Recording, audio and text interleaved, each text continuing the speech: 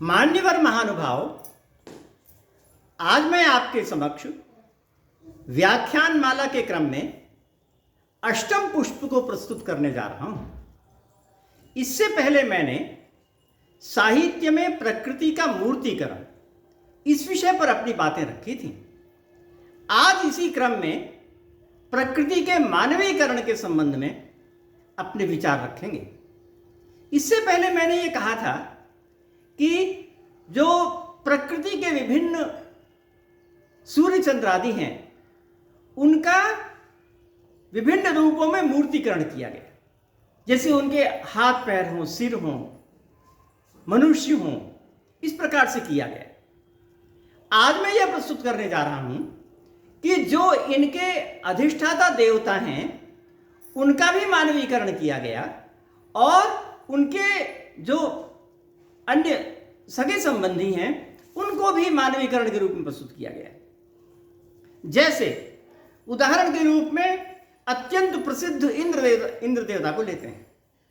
इंद्र देवता वेद का एक अत्यंत प्रसिद्ध देवता है, जो कि महान शक्तिशाली है और जो अंतरिक्ष में मेघ और विद्युत इत्यादि सभी को नियंत्रित करता है। उसको इस रूप में माना गया जैसे वह महान शक्तिशाली देव एक महान पुरुष के रूप में उपस्थित हो, उसके हाथ पैर हों, चलता हो, इस प्रकार से वर्णन किया गया। और इसके साथ साथ ऐसा भी वर्णन किया गया जैसे उसके सगे संबंधी के रूप में उसकी पत्नियां हों। तो इंद्र की पत्नी का नाम दिया गया इंद्राणी। पाणिनि का एक सूत्र है, उसमें इस प्रकार के देवताओं की अनेक पत्नियों का नाम दिया गया। इंद्राणी, वरुणानी, भवानी, शर्वाणी, रुद्रानी, मृडानी, बहुत बड़ी लंबी सूची है और उसमें यह नाम दिया गया। इससे पता चला कि उनका सगे संबंधियों के रूप में भी मानवीकरण किया गया। और जो इंद्राणी है, उसका तो बहुत ज्यादा विशद वर्णन प्राप्त होता है। निरुक्त में एक तिस्रो देवी नाम का एक उपबंध है, उसके अंतर्गत यह वर्णन किया गया कि 3 देवियां हैं और उनमें इंद्राणी की व्याख्या की गई और उस इंद्राणी में मंत्र भी दिया गया और यह बताया गया कि इंद्राणी इंद्रस्य पत्नी। निरुक्त में स्पष्ट कहा है कि इंद्राणी का अर्थ है इंद्र की पत्नी। तो यह तभी हो सकता है जबकि हम ये मान लें कि वो उसमें उनका मानवीकरण हुआ। और यह मानवीकरण जो है वो बिल्कुल भी असंभावित या अप्रत्याशित जैसा नहीं है। जैसा कि मैंने कल कहा था कि जो भी काव्य है उसमें इस प्रकार की परिकल्पना होती ही है। काव्य में, साहित्य में छंद, अलंकार, उपमा, उत्प्रेक्षा होती है और उसमें यह बहुत सर्वथा संभावित होता है कि उसको एक विग्रहवान देवता के रूप में या विग्रहवती देवी के रूप में परिकल्पित कर लिया जाए। तो यहां पर भी तीसरो देवी के अंतर्गत इंद्राणी की परिकल्पना हुई और इंद्राणी का जो मंत्र यास्काचार्य ने उद्धृत किया है ऋग्वेद का, वो भी बहुत मनोरंजक है। उस वेद में कहा है, इंद्राणीम आसु नारीषु शुभगाम अहम अश्रवम नह्यस्या अपरंचन जरसा मरते पति विश्वस्मादिंद्र उत्तर। उसका अर्थ यह है कि आसु नारीषु, जो ये हमारे समक्ष अन्य नारियां उपस्थित हैं, उनमें सबसे सुभगा, सबसे सुंदर जो है वो इंद्राणी है। ऐसा मैंने सुना, ऐसी इंद्राणी को मैंने सुना। और इसका जो पति है उसकी भी विशेषता यह है कि वो भी जरसा न मरते, वो बुढ़ापा को प्राप्त होकर कभी मृत्यु को प्राप्त होता ही नहीं, सदा युवा रहता है और सदा अमर बना रहता है। इंद्र के लिए कहा गया। तो इंद्र देवता ऐसा है जो कि न कभी मृत्यु को प्राप्त होता है और न कभी वृद्ध होता है, ऐसा है इंद्र। और उनकी पत्नी इंद्राणी इस प्रकार की है। इस प्रकार का वर्णन यहां पर किया गया। तो इससे स्पष्ट होता है कि ये प्रकार अलंकार में वो प्रथित होता रहा, लोगों के समक्ष उपस्थित होता रहा। बहुत ही मनोरंजक बात है यज्ञकर्म में भी आती है।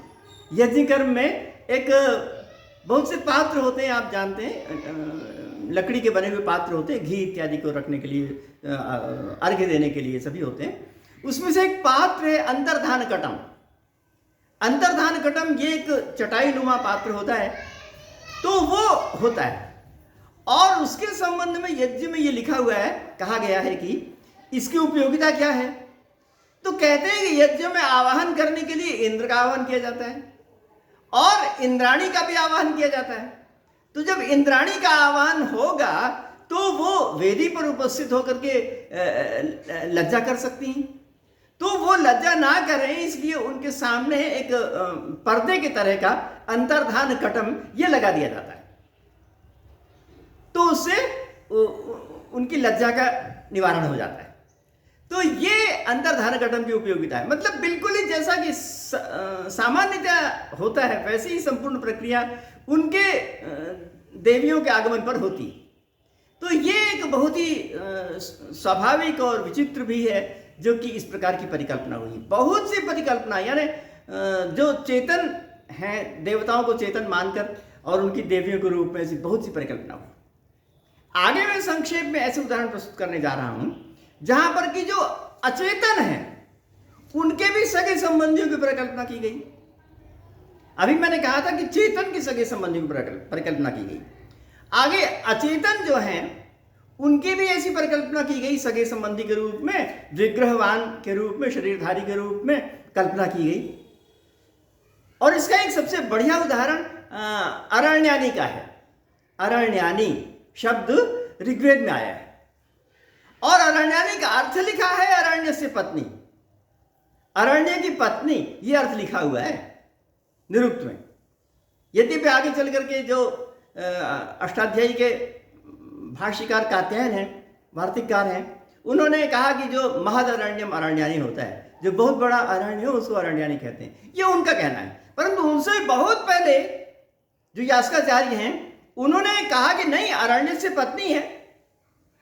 तो उनके उससे पहले की कही हुई बात जो है बहुत प्रामाणिक है, क्योंकि वैसी परंपरा रही होगी, अत्यंत प्राचीन काल से आई होगी वैसी परंपरा। तब उन्होंने ये कहा कि अरण्यानी का मतलब होता है अरण्य से पत्नी। तो ये बात कब हो सकती है? जबकि हम उनको, अरण्य को एक विग्रहवान मान लें, एक शरीरधारी के रूप में कल्पना कर लें और उसके पश्चात उनके सगे संबंधी के रूप में पत्नी को भी शरीरधारी के रूप में कल्पना कर लें।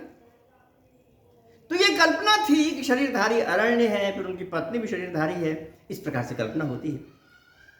वेद में एक बहुत ही बढ़िया अरण्यानी सूक्त आया है और उस अरण्यानी सूक्त में इतना मनोरंजक है, यानी कवित्व उसमें एकदम अत्यंत प्रतिष्ठित है। कवित्व का जो सबसे बढ़िया प्रतिमान हो उसमें अरण्यानी सूक्त में देखा जा सकता है। और उसके माध्यम से हमको ये पता चलता है कि उस समय लोग कैसे सोचते थे कि अरण्य का क्या महत्व होता है, क्या लाभ होता है, क्या उसकी उपयोगिता है, इत्यादि बातों को किस प्रकार सोचते थे। ये बात भी हमको उससे पता चलती है। उसके जो मंत्र हैं वो बहुत ही मनोरंजक हैं।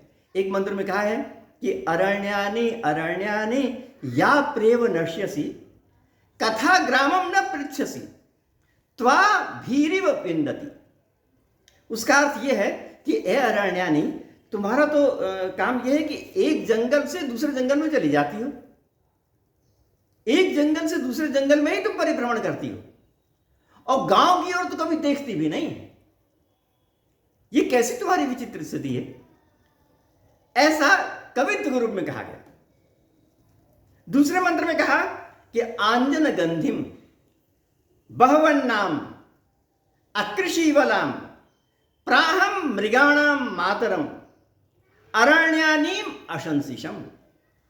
ये उसी सूत्र में कहा गया और उसमें कहा कि अत्यंत सुगंध वाली, अकृषीवला माने अकृष्ट पच्या फल देने वाली। आगे चल करके जो हमारे खाद्य पदार्थ हैं उनका विभाजन दो तरह से हुआ, एक तो कृष्टपच्या और एक अकृष्टपच्या। कृष्टपच्या का अर्थ यह है कि खेती के द्वारा हल चला करके जो अन्न प्राप्त किए जाएं वो कृष्टपच्या, और अकृष्टपच्या का मतलब यह है कि जो बिना खेती के ही अनायास प्राप्त हो जाए, उसमें हमको कोई परिश्रम नहीं करना पड़ा। इस प्रकार के जो फल फूल हैं उनको अकृष्टपत्या कहते हैं। तो यहां पर अकृष्टपत्या का प्रयोग किया गया है। इतिहासकार कहते हैं कि पहले अकृष्टपत्या थी, उसके बाद मनुष्यों के परिश्रम से कृष्टपत्या, अनाज विभिन्न प्रकार के प्राप्त होने लगे। तो जो प्रारंभिक है, जिसमें कि केवल फल फूल बिना आयास के प्राप्त होते हैं, उसके लिए कहा है अकृषि वलाम, अर्थात अकृष्टपत्या फलों को देने वाली है अरण्यानी। और प्राहम मृगाणाम मातरम, और इस प्रकार से जितने शरीरधारी हैं, चेतन प्राणी हैं, उन सब प्राणियों की मां है। मृगाणाम माने उन सभी की मां है। तो ऐसी अरण्यानी की मैं स्तुति करता हूं। इस प्रकार से अन्य बहुत से मंत्र हैं। एक अन्य मंत्र में कहा गया, उत अरण्यानी सायं शकटेरिव सर्जति। उसका अर्थ यह है कि यह अरण्यानी सायंकाल शकट से भरी हुई लकड़ियों को छोड़ देती है। अर्थात सायंकाल मनुष्य उस अरण्य से लकड़ियों को इकट्ठा करके गांव की ओर लाते होंगे। तो काव्य में यह कहा कि वो अरण्यानी सायंकाल शकट से भरी हुई लकड़ियों को छोड़ देती है ना, ये कहा गया। इसी प्रकार से एक अन्य बहुत ही मनोरंजक मंत्र में कहा गया, नवा अरण्यानि हंति अन्यश्चेन्नाभिगच्छति स्वादो फलस्य जग्ध्याय यथा कामम निपद्यते।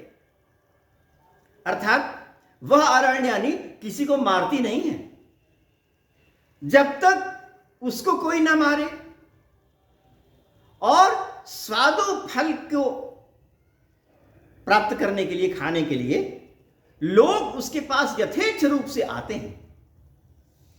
तो कितना सुंदर है। इसका आशय यही है कि अरण्य में जाएं तो वहां पर कभी भी कोई मृत्यु की आशंका नहीं है, कोई मारता नहीं है, जब तक कि हम ही उसको नुकसान न पहुंचाएं।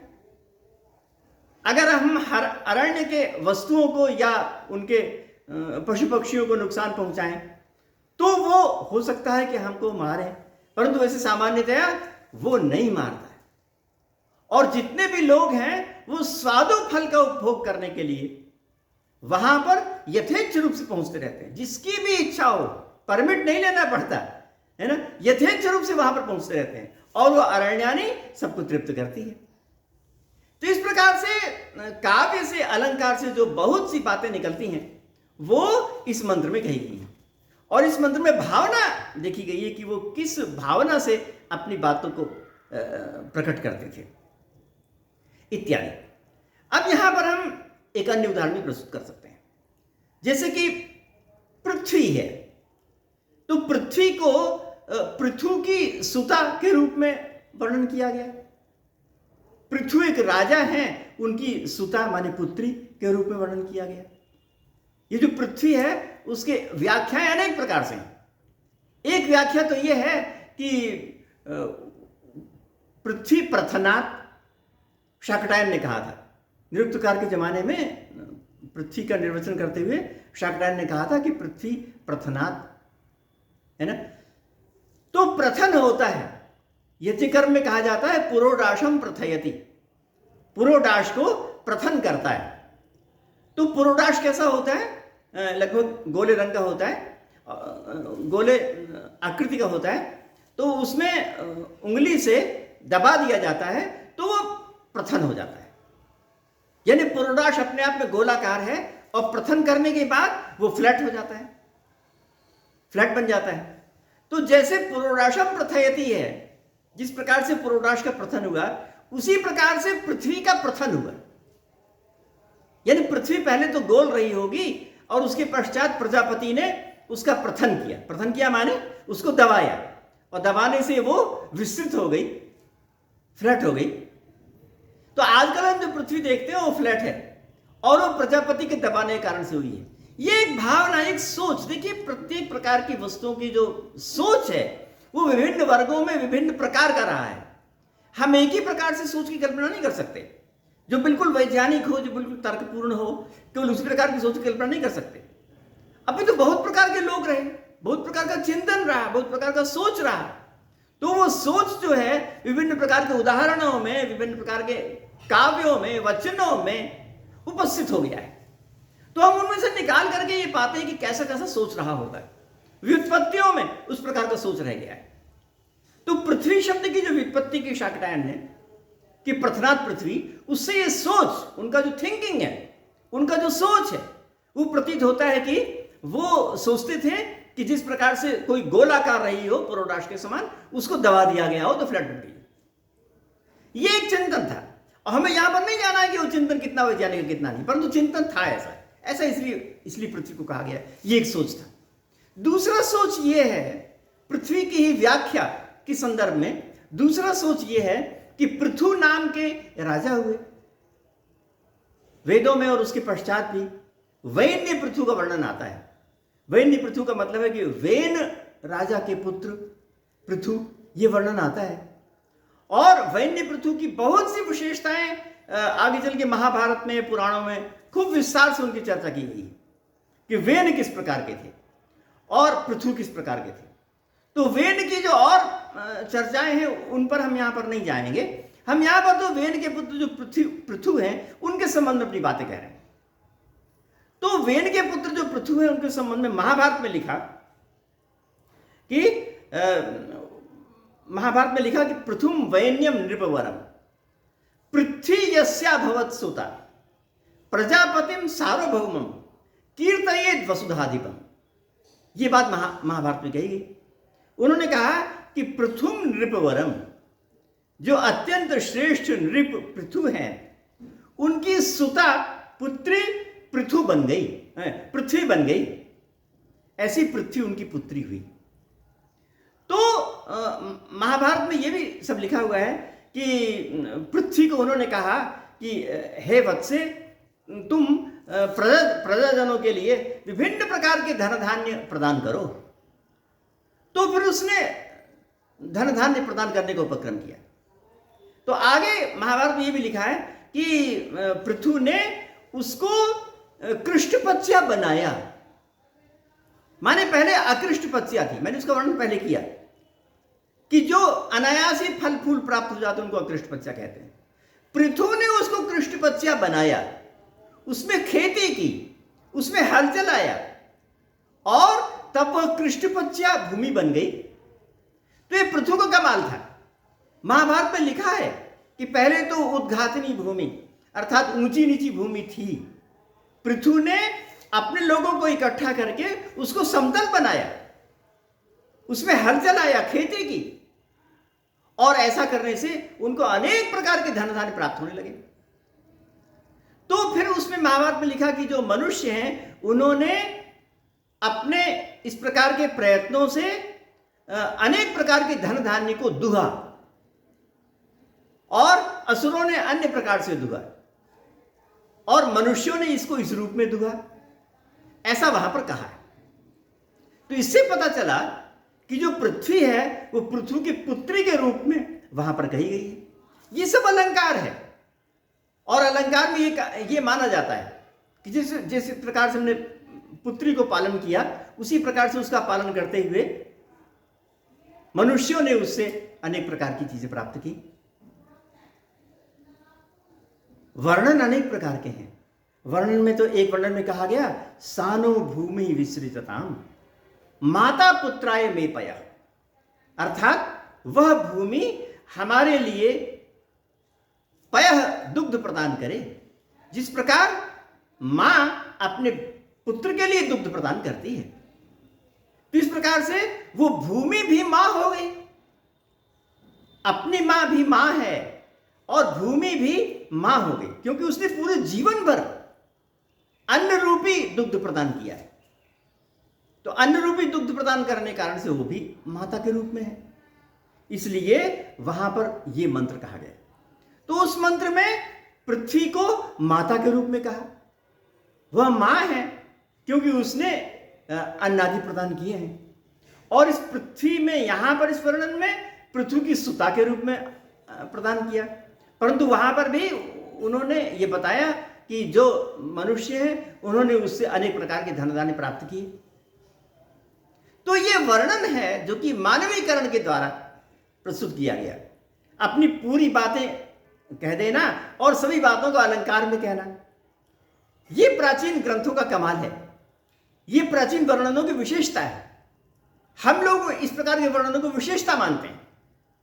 अन्य लोग कहते हैं, पाश्चात्य लोग कहते हैं कि जो इतिहास है उसमें केवल तथ्यपरक बातें होनी चाहिए, परंतु हमारा जो पूरा साहित्य है वो तो इस प्रकार का है कि वो इतिहास भी हो और काव्य भी हो। काव्य की जितनी चीजें वो भी उसमें आए और इतिहास की बातें भी आए, ये हमारी विशेषता है। तो हमारी विशेषता में उन चीजों का मानवीकरण करके और संपूर्ण बातों को जो भी उनकी है वो सब उसी छंद अलंकार में कह दिए, ये विशेषता है। इसके पश्चात मैं आपको संक्षेप से कुछ ऐसे उदाहरण देने जा रहा हूं जहां पर कि जो अचेतन हैं उनका स्पष्ट दृश्य रूप में मानवीकरण हो गया। जैसे इससे पहले जो उदाहरणों में मानवीकरण किया गया था वो अदृश्य थे। इंद्र का मानवीकरण अदृश्य, उनको हम देखते नहीं है। इंद्राणी का मानवीकरण अदृश्य है। अरण्यानी का जो मानवीकरण है वो अदृश्य है, हम कल्पना करते हैं कि अरण्य की पत्नी के विभिन्न प्रकार के हाथ पैर होंगे, ये हम कल्पना करते हैं, परंतु अदृश्य हैं। आगे इस प्रकार के भी मानवीकरण किया गया जो कि प्रकृति के विभिन्न पदार्थ थे, उनकी सुता वो सभी दृश्य मानव के रूप में आई। इस प्रकार के उदाहरण भी उपलब्ध है और ये सब के सब काव्य अलंकार में संभावित है। इस प्रकार के कुछ उदाहरण हम आपके समक्ष प्रस्तुत करते हैं। जैसे कि नर्मदा नाम की नदी है, नर्मदा नदी को नर्मदा देवी के रूप में मान लिया गया। गंगा को हिमवान की पुत्री के रूप में मान लिया गया। रामायण में कहा है तस्याम गंगेयम अभवत ज्येष्ठा हिमवतः सुता। हिमवान की पुत्री है गंगा, हिमवान पिता है और उनकी पुत्री गंगा है। तो हिमवान की पुत्री गंगा के रूप में रामायण में कहा गया उत्तमे शिखरे जाता भूम्याम पर्वत मूर्धनि। पर्वत की मूर्धा शिखर पर, उत्तम शिखर में, अत्यंत सुंदर दीप्तिमान शिखर में वो गंगा उत्पन्न हुई। तो हिमवान की पुत्री गंगा है। और इसी प्रकार जाह्नवी, जहनु की पुत्री गंगा है, तो यहां पर भी उसी प्रकार कहा गया। और उसी प्रकार पुराणों में ये कहा गया कि हिमवान की 3 पुत्रियां थी। हिमवान की पत्नी का नाम था मेना अथवा मेनका और उनकी पुत्रियां थी। उसमें से ज्येष्ठ पुत्री का नाम गंगा था और कनिष्ठ पुत्री का नाम उमा अथवा पार्वती था। तो हिमवान से दोनों उत्पन्न हुई, गंगा भी और उमा अथवा पार्वती भी। पार्वती शब्द से भी प्रकट होता है कि पर्वत की पुत्री थी। शैलपुत्री पर्वत पुत्री के रूप में भी पुराणों में कहा जाता है। तो इस रूप में भी वर्णन हुआ उसका। और वर्णन अनेक प्रकार के, उमा का वर्णन करने के लिए अनेक प्रकार की परिकल्पनाएं हुई। जो हिमवान की पुत्री है उनकी अनेक प्रकार की परिकल्पना हुई। एक परिकल्पना में यह कहा गया कि जो मेना अथवा मेनका है उनकी 3 पुत्रियां थी। उनमें से एक का नाम था अपर्णा और दूसरे का नाम था एकपर्णा और तीसरे का नाम था पाटला। तो अपर्णा का अर्थ यह है कि वो निराहार रहती थी और उसने बिल्कुल निराहार रहती थी, एक भी पत्ता, एक पर्ण भी नहीं खाया उसने, एकदम निराहार। और एकपर्णा का अर्थ यह है कि पूरे दिन भर में एक पत्ता खा लिया, केवल एक पत्ते से आहार किया। और पाटला का अर्थ यह है कि केवल एक पुष्प खा लिया, केवल एक पुष्प खा करके अपने व्रत को पूरा करने वाली। तो सबसे बड़ा व्रत तो अपर्णा का था, जिसने सब कुछ खाने को मना कर दिया। ऐसी तपस्या, ऐसा व्रत, शिव को प्राप्त करने के लिए ऐसा व्रत जिसमें कि उसने सब कुछ खाने के लिए मना कर दिया। तो जब उसने सब कुछ खाने को मना कर दिया तो हरिवंश में लिखा है कि एका तत्र निराहारा ताम माता प्रत्यक्षेतया। तो ऐसी अपर्णा जिसने कि बिल्कुल सब कुछ खाने से मना कर दिया, तो मां ने उसको निषेध किया कि भाई ऐसा ना करो, एकदम बिल्कुल खाना बंद करें, ऐसा तो ठीक नहीं है, ऐसा ना करो। ऊ मां इति निषेधंती मातृस्नेहेन दुखिता। तो उसने ऐसा कहा, ऊ मां, ओहो ऐसा नहीं, ऊ ये संबोधन में है और मां ये निषेध में है। ओ मां का मतलब नहीं, ऐसा नहीं करो। इस प्रकार से निषेधंती मातृस्नेहेन दुखिता, माता के स्नेह से दुखित होकर के उसने इस प्रकार कहा। तो ऊ और मां कहा तो उसका नाम पड़ गया उमा, यानी उसका पार्वती का अथवा अपर्णा का नाम उमा क्यों पड़ गया, इसकी कहानी है कि उसका नाम इसलिए ऐसा ऐसा पड़ गया। और फिर महाकवि कालिदास आए तो उनको तो अपनी इससे बढ़िया कल्पना करनी ही थी, तो उन्होंने और बढ़िया कल्पना की। उन्होंने कहा, उमेति मात्रा तपसो निषिद्धा पश्चात उमाख्याम सुमुखी जगाम। इस प्रकार से कुमार संभव में कहा है। तो इस प्रकार से उन्होंने भी अपनी परिकल्पना की, तो इन परिकल्पनाओं से उसका नाम उमा पड़ गया। तो मैं ये कहना चाह रहा था कि जो हिमवान की पुत्री थी, जो मेना अथवा मेनका की पुत्री थी, वो पुत्री एकदम स्पष्ट दृश्य रूप में आ गई, वो अदृश्य नहीं, वो दृश्य रूप में आ गई। तो इस प्रकार से अनेक प्रकार की परिकल्पनाएं हुई, कभी तो अचेतन पदार्थों की चेतन के रूप में, कभी चेतन पदार्थों की मानवीकरण के रूप में, कभी चेतन पदार्थों की पत्नी इत्यादि के रूप में, कभी अचेतन पदार्थों की भी पत्नी इत्यादि के रूप में, और कभी अचेतन पदार्थ की दृश्य सुता इत्यादि के रूप में, दृश्य होने जो दिखाई पड़े इस प्रकार के रूप में। तो ये सभी अलंकार में कहा गया, और इन सभी अलंकारों के अंतर्गत हमको पूरा इतिहास प्राप्त होता है। हमारे देश का जो इतिहास है वो बहुत सा इन्हीं अलंकारों और काव्यों के अंदर छिपा हुआ है। जितने भी हमारे काव्य हैं, यानी रामायण को भी काव्य कहा गया, महाभारत को भी काव्य कहा गया, इतना बड़ा इतिहास, रामायण जैसा इतिहास, महाभारत जैसा इतिहास, वो सभी काव्य के अंतर्गत आया। वेदों को भी काव्य कहा गया, और ऐसा काव्य जो कि कभी मरता नहीं और बूढ़ा भी नहीं होता। वेदों में स्वयं कहा, पश्य देवस्य काव्यम न ममार न जीर्यति। ऐसे काव्य को देखो जो कभी मरता भी नहीं और कभी बूढ़ा भी नहीं होता है।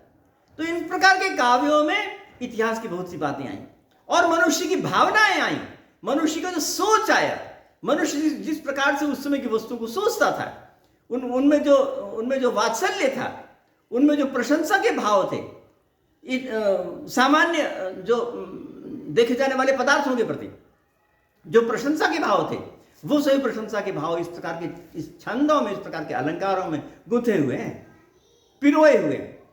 तो उनसे देख करके हमको ये पता चलता है कि हमको तथ्य को अलग करना चाहिए और काव्य को अलग करना चाहिए, और दोनों को लेकर के संपूर्ण का इतिहास और काव्य दोनों का आनंद लेना चाहिए। इस प्रकार से हमारा काव्य विकसित हुआ है। तो मैं आज आपके समक्ष संस्कृत साहित्य में प्रकृति का मानवीकरण इस संदर्भ में आपसे चर्चा कर रहा था कि इस प्रकार के मानवीकरण हुआ है। आपने मेरी बातों को बहुत ध्यानपूर्वक सुना, इसलिए आपको बहुत बहुत धन्यवाद।